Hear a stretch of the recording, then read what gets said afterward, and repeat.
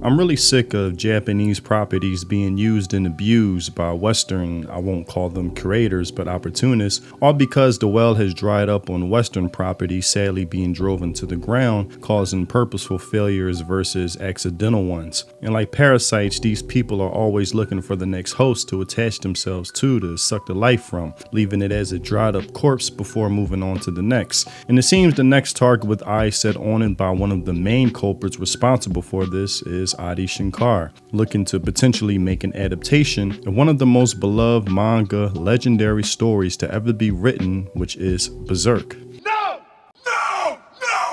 A new Berserk anime is being eyed by Netflix's Castlevania curator, Berserk equals mine. And here, he's posted an article of himself of how he could save Hollywood, and above it he writes, Berserk equals mine, lore equals change, guts equals Adi Shankar self-insert. Look at him. No dignity, no manners.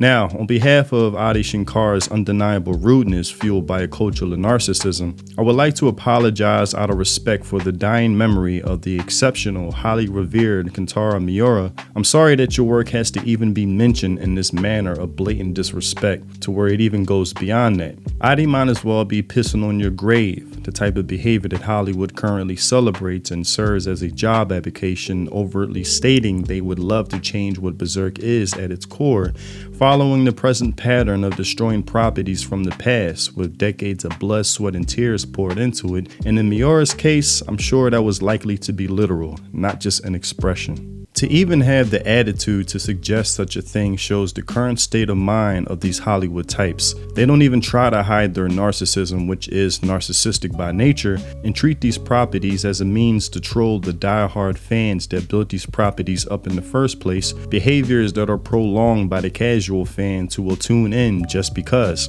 Oh, I've heard of that franchise before. Oh, this fight looks so cool in the trailer. Let me turn my brain off. Turn your fucking brain off. To watch something not realizing how a story so beloved is being destroyed in real time before your eyes. Now, I'll admit, I'm a casual when it comes to Devil May Cry. I never played the games and have only watched the anime made back in '07, I think it was. But I could already see through the bullshit being played with the Netflix adaptation and some of the trailers, and nowadays I refuse to contribute my viewership in time because that alone supports this garbage. Which shows, in Hollywood, it's clear we don't have true creatives who can produce original stories on their own. All we have is leeches, parasites, and opportunists such as Shankar himself, contributing to more cringe millennial writing that despite growing up with some of the best entertainment ever made, meaning millennials, my generation, we've ruined so much of it, making some of the worst shit ever made. An epiphany I recently had when looking at the current state of things compared to the past,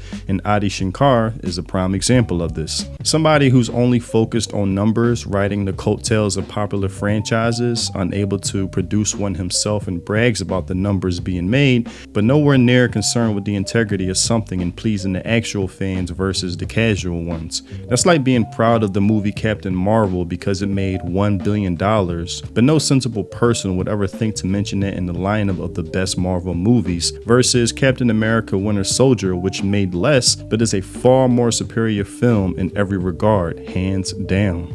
Berserk isn't something you just half-ass. This is a property you have to treat with extreme care, a story filled with so much depth, it would probably give Shankar vertigo the second he even attempted to handle an adaptation of it. As he's written on X, he sees Berserk as something that belongs to him, that of course he could grave rob it from Kentaro Miura. Of course he could change the lore because that's the current practice in Hollywood, to not approach material with humility as Japanese curators do, but see it as something that can be improved upon, as the Netflix people said with Cowboy Bebop. Disrespect. And finally, of course he would love to self-insert himself in replace of Guts, because even the thought of trying to form a story around such a character that Guts is will cause immediate insecurity because he doesn't even begin to approximate half the man that Guts is. It's an insult to Kentaro Miura to even suggest Shankar pales in comparison. He would be better suited writing a Looney Tune character, if that, than anything coming close to Berserk.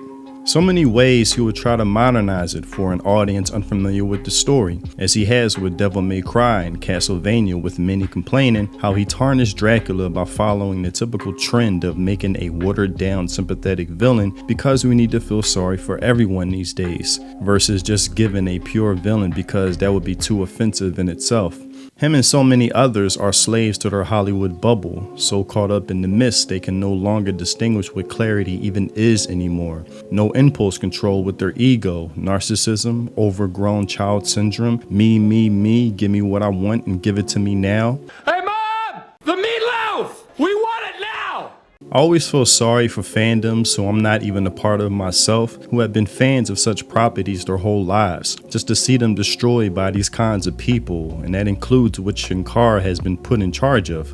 But I love Berserk. That story has hit me in ways I never thought a story could, and though it may not be unanimous, I love Berserk 97, really capturing the essence of the Golden Age arc, listening to Guts' theme whenever I feel like I need to channel Guts' perseverance he constantly shows.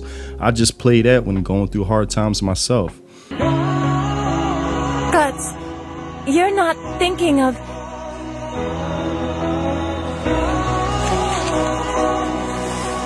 That isn't something you just change the lore of or self-insert a clown such as yourself in place of Guts. People hold up this story like Simba over the mountain cliff as something to bow to or approach with humility and respect in the least, especially with Miura's death in recent years. That's not something to be played with, but something to revere and self-reflect in the face of. I know Hollywood is a clown show you easily fit into, but have some damn respect for Miura's name and his life's work. He at least deserves that. But that's all I have for this video. Tell me what you think in the comment section below. I'm looking forward to the next chapter to be released soon of Berserk. Guts is in a difficult place, which is understandable after what happened a few chapters ago. I won't spoil it, but fuck a certain character. If you know, you know. Also, if you haven't already, check out my music on Spotify, links in the description. If you love those Samurai Champloo lo-fi Miller boom bap vibes, then my music is definitely for you. And if you want to support me and the content I create, consider joining my channel through memberships. It's much appreciated. Thanks for watching, and I'll see you in the next video. Free think. Peace.